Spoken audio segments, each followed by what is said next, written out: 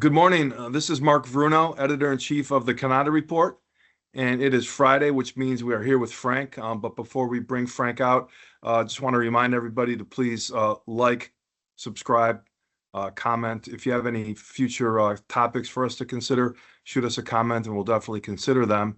But good morning, Frank. I understand you've got distribution on your mind, among other things, and we have a special guest today. Yes, we do. We're very fortunate. We have Desiree Cruz from TD Synnex, and welcome, Desiree. Nice to have you join us again. It's such a pleasure to be on with you, Frank. Oh, thank you. We enjoy having you. You know, we're still kind of taking a look at the survey results. In fact, Mark and I were talking about it earlier today. There was so much information and so many things that became so very clear. And in terms of distribution, what jumped off the page for me was that in doing the statistical analysis, the top 29 revenue producers yielded 4.4 billion of the 6.9 billion that was generated by 415 dealers. 29. I mean, that is incredible. Yeah. So that leaves a bunch of other, not that the others are hurting. It's not that at all. These are the top, but they're cutting a much smaller piece of the pie. And when you look at opportunities for growth, they're there. And who is a partner that can help them? And one of the things that we firmly believe for the longest time, that organizations like TD Synnex can provide some very valuable tools. You're pretty spot on, Frank. I mean, surveys, data and numbers don't lie, right? It's the way that we read them and how we digest them and then how we execute upon them. So, yeah, we've definitely seen kind of the largers get larger.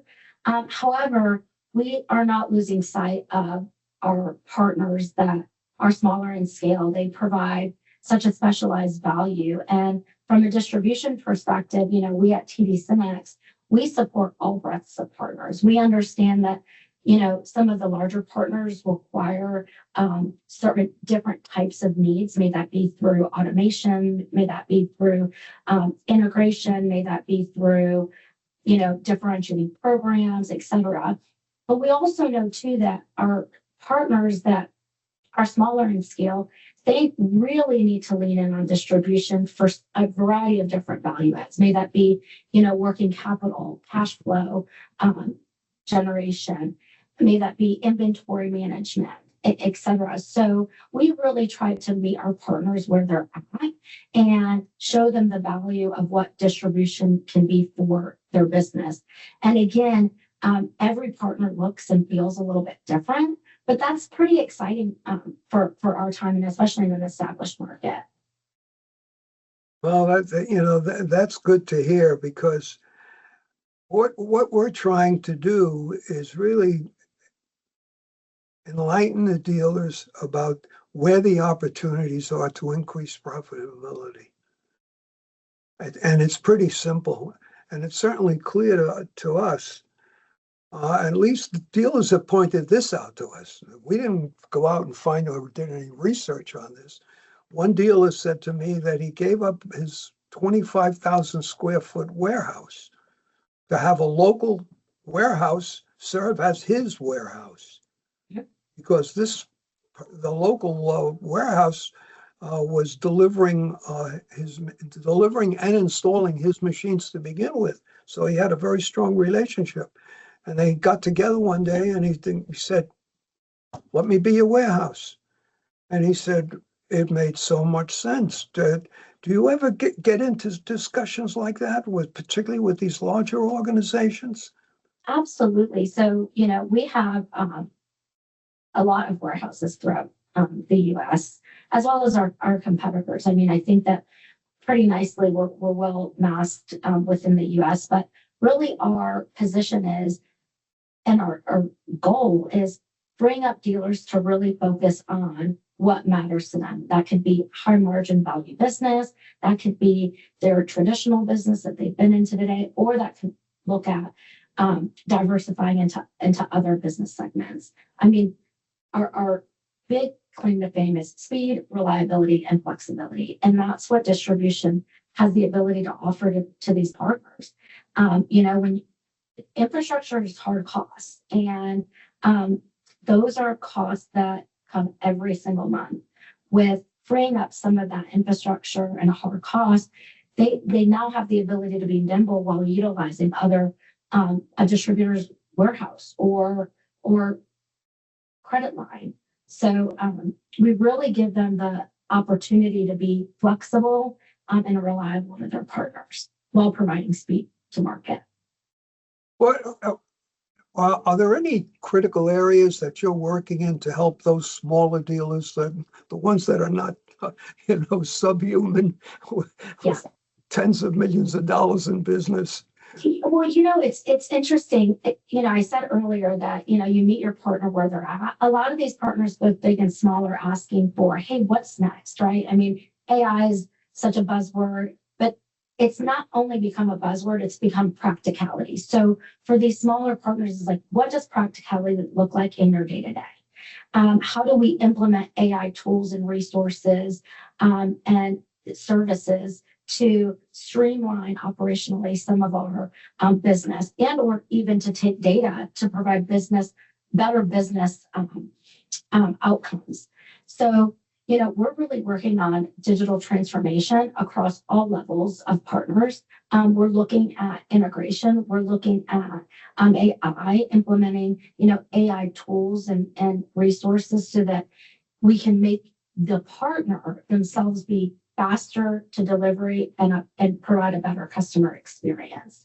Now, AI is not going to take away what happens at the desk level, but it'll streamline it and it'll automate it to where they're now focused on the things that are actually going to drive execution for their business.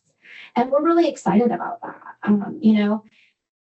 Our motto is, dare to go. We want to dare to go by doing things that we haven't done before. We want to win together by helping our partners diversify in areas that they're not into today, or helping them expand into areas that they are into today. And we have, the breadth and the scale in order to do that. So it's exciting times for us. Dealers can teach dealers. And Mhm. I went to a dealer event where they were showing machines that printed on anything but paper. Mhm. I mean, so his message to his customers was, it's more than printing on paper. And hardware, Frank, hardware is becoming more specialized. It can be a little bit more expensive and a little bit more complex, like you were talking about. But I always say this is, with change comes opportunity. And I think that this market and industry is not going to stop moving faster. It's going to continuously move faster and faster and faster. And we have to make sure that we're the aggregator that mitigates all that risk for our partners to be successful in this ever-changing market. And it's being innovative. It's, adopting new philosophies and way about doing things. It was funny. I was at a Sharp event and Mike Marusik said something so important. He says, we're still on the same highway, but we may just have to take a different lane.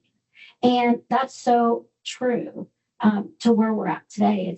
We're still on the same highway and we're still going, but we just may need to go a little bit faster or a little bit slower. Let's look at our business and see how can we accelerate the path that we're on.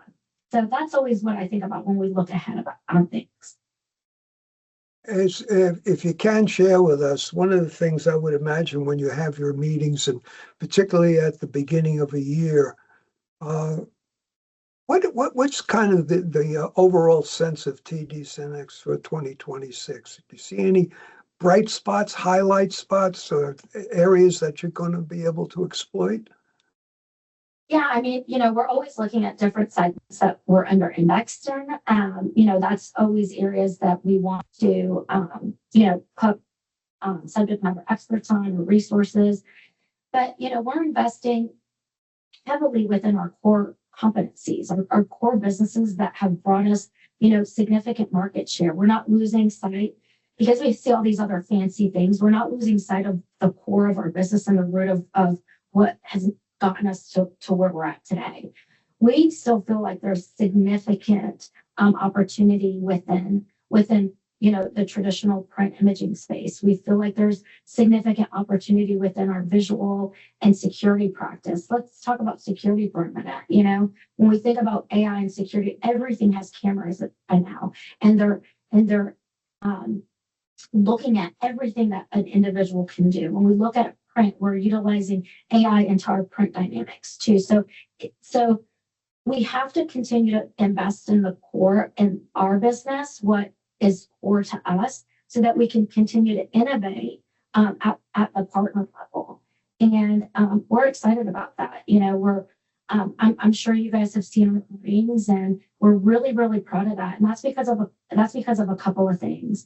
One, our people. Our people make a difference, and people matter. The other thing that I will say is our vendor community and partnerships like we have with you and all of our other OEM manufacturers. But the most important thing is our dealer community and their ability to be nimble in such an evolving market and space. And they're listening.